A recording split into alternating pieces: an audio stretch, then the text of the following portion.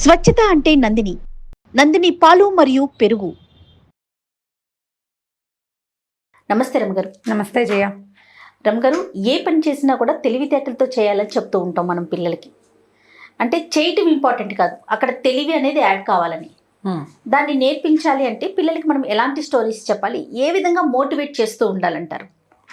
బాగా తెలివైన వాళ్ళ సంగతులు చెప్తుంటే సరి. ఇప్పుడు ఎలా ఉంటుందంటే పిల్లలు రకరకాల పనులు చేస్తారు. ఏదో కొన్ని బండగా చేస్తున్నట్టు, అలవాటుగా చేస్తున్నట్టు, మొద్దుగా ఏదో చేయటం అలా చేస్తున్నట్టు మనకు తెలుస్తూ ఉంటుంది. చిన్నప్పుడు ఆలు దిద్దేవాళ్ళం.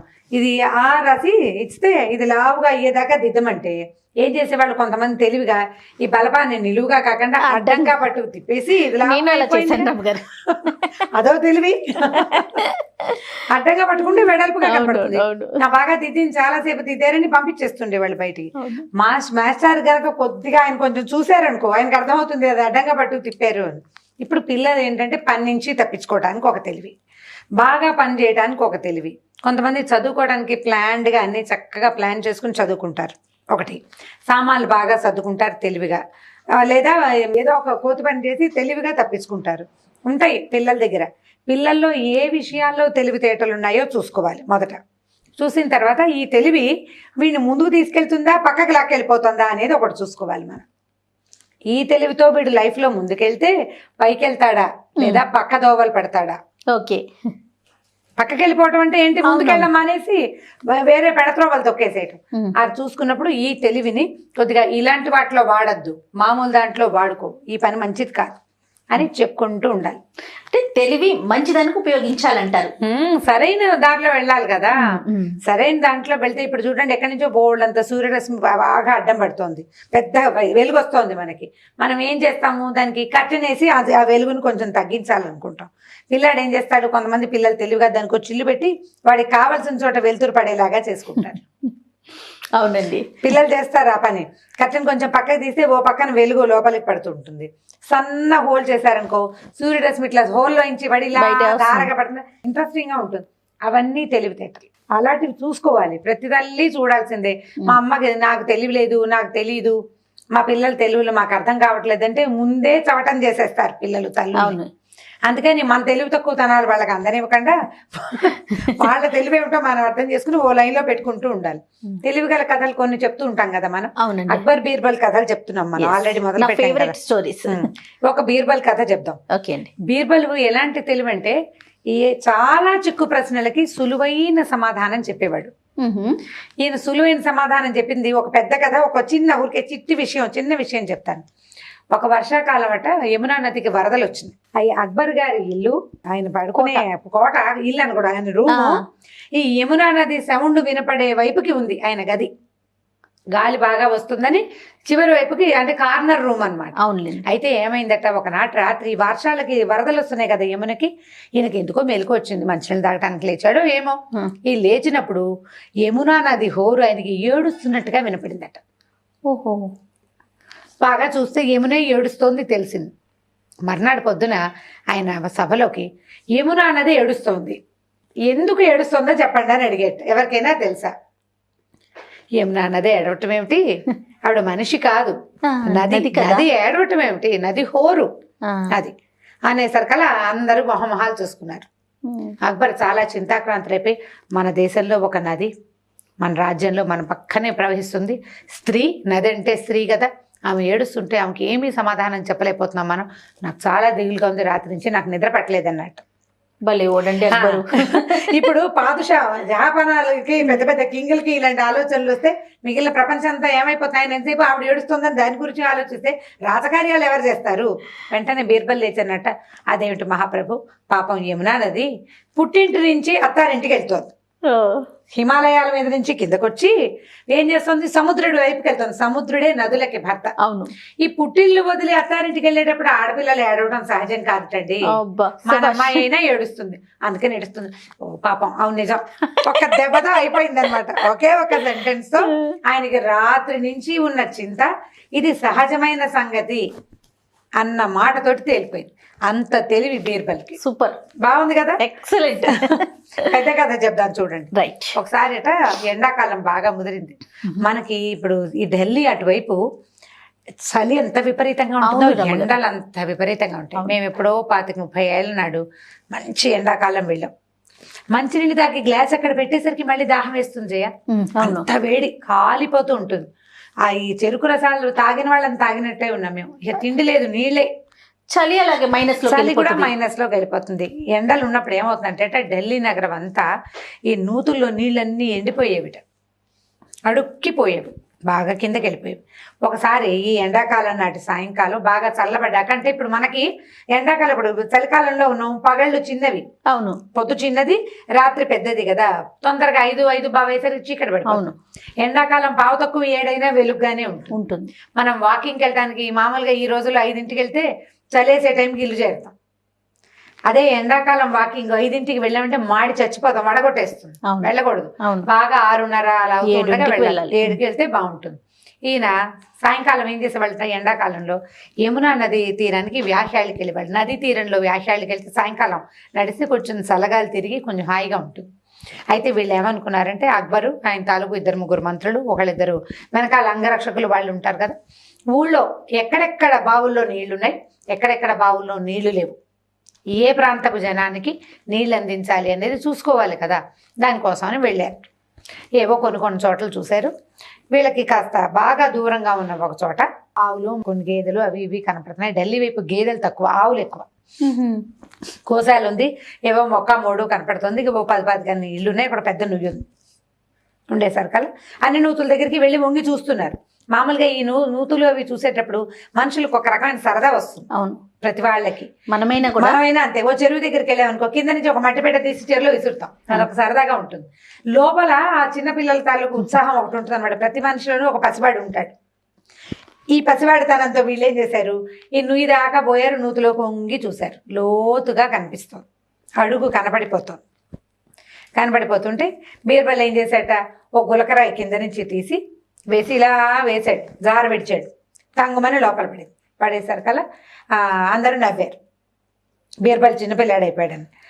అలా కాదు, మనం వేసిన వస్తువు వేసినట్టుగా కనపడుతోంది, ఇప్పుడు ఏం వేసినా ఇందులో నుంచి తీసుకోవచ్చు, నూతులో ఏం పడినా తీసుకోవచ్చు. వర్షాకాలం అయితే ఏమవుతుంది, నూతులో ఏదైనా పట్టి తీయలేము. అవునండి, నీళ్ళలోంచి తీయడం కష్టం కదా అనేసరికల్లా ఈయన ఏం చేశాడు, అక్బరు వేలుకున్న వజ్రపు ఉంగరం తీసి ఓ రాయికి ఇంకో రాయి తోడు అని టిక్కుమని వేశాడు. ఒక ధ్యాస కంటే సరదాకి చేసేసాక వీళ్ళ అయ్యో ఉంగరం పడేస్తున్నారన్నారు. అప్పటికే ఉంగరం కాస్త కిందకి వెళ్ళిపోయింది. బీర్బల్ వేసిన రాయి పక్కనే ఈ ఉంగరం కూర్చుంది. మామూలుగా జహాపన అంటే ఆయన చిన్న పర్సనాలిటీగా చాలా పెద్ద భారీకాయుడు. ఓ తులన్నర ఉంగరం అయితే కానీ ఆయన వేలికి చాలదు. ఉంగరం పెద్దది, ఒంటిరాతి డైమండ్ ఉంగరం, లావుపాటి వజ్రం కనపడుతోంది, పైనుంచి మెరుస్తోంది. అందరూ హాహాకారాలు చేశారు. అయ్యో అదేమిటి ఇలా పడేసుకున్నారు అన్నారు. అనేసరికల్లా ఏమైంది, అక్బర్ గారికి ఏం చేయాలో తెలియలే. తీయిద్దాం అనుకున్నారు. ఎవరైనా నూతులోకి దిగే వాళ్ళని పిలవండోయ్ అన్నాడు. ఒకళ్ళిద్దరు అటు ఇటు వెళ్ళేసరికి ఈ అక్బర్కి ఒక ఐడియా వచ్చింది. దిక్కండా ఎవరైనా ఈ ఉంగరం తీయగలరా అని అడిగాడు. అడిగేసరికల్లా బీర్బల్ కొద్దిగా ఆలోచించి తీయచ్చు ప్రభు అన్నాడు. తీయచ్చు అన్నాడు. అనేసరికల్లా ఈ చుట్టుపక్కల వాళ్ళందరికీ కొంచెం బీర్బల్ అంటే మంట. ఎంతసేపు ఈయన జహాపనాకి నచ్చే మాటలే మాట్లాడతాడని. ఎలా తీస్తాం ప్రభు, మనం మనని పంపేసి బీర్బల్ గారు ఎవరినైనా దింపి తీయించేస్తాడు, ఆయన తెలివి. ఇప్పుడు నూతులో నీళ్లు ఉన్నాయి అనుకో, ఏ బొక్కనో వేసి లాగుతారు అనుకోవచ్చు, నీళ్లు లేవు, ఎలా తీస్తారు? ఉంగరం ఏమో ఇంత వస్తువు, ఎంత ఉంటుంది ఉంగరం, అది వజ్రం లావుపాటిదైనా ఉంగరం కాస్త తులన్నరున్నా అంత వస్తువు కాదు కదా, ఇంత వస్తువు, అది ఎట్లా తీస్తారు?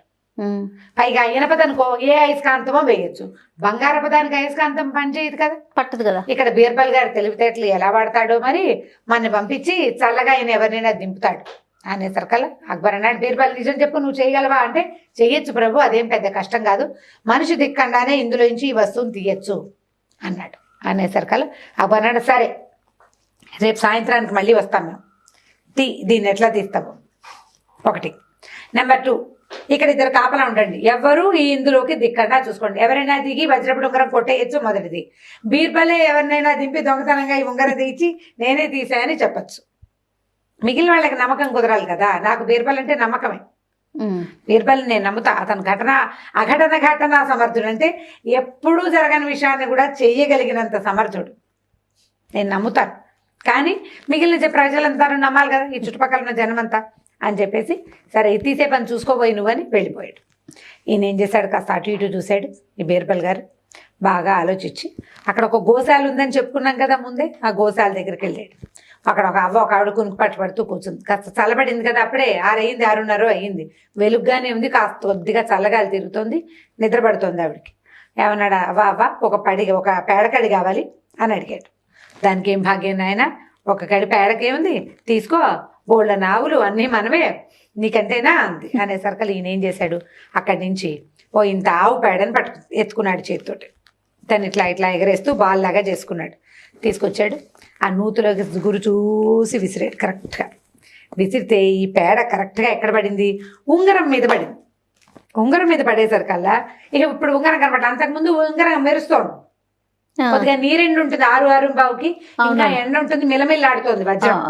ఈ పేడ వెళ్ళి దాని మీద కూర్చోగానే ఏమైంది, ఇంకా ఉంగరం కనపడలే, అంటే కరెక్ట్గా ఉంగరం మీద పడింది అనమాట. అక్కడి నుంచి ఏం చేశాడు, ఆయనకి నడుముకి ఓ ఉత్తరీయం ఉంటుంది, మామూలుగా నడుముకి కట్టుకుంటారు కదా దట్టిలాగా, దట్టి ఊడదీసి ఒక 5-6 పీలికలుగా చింపేశాడు. దాన్ని ఒకదానికొకటి గట్టిగా ముడేసి ఒక పొడుగాటి తాడు తయారు చేసుకున్నాడు. ఒక పెద్ద రాయిని, గులకరాయిని తీసి దాన్ని కట్టి దాన్ని తీసుకెళ్ళి ఏం చేశాడు, ఈ తాడు సహాయంతో ఆ పేడకడి మీద పడేలాగా పడేశాడు. పడేసి తాడు కోసని అక్కడ చెట్టు కట్టేశాడు.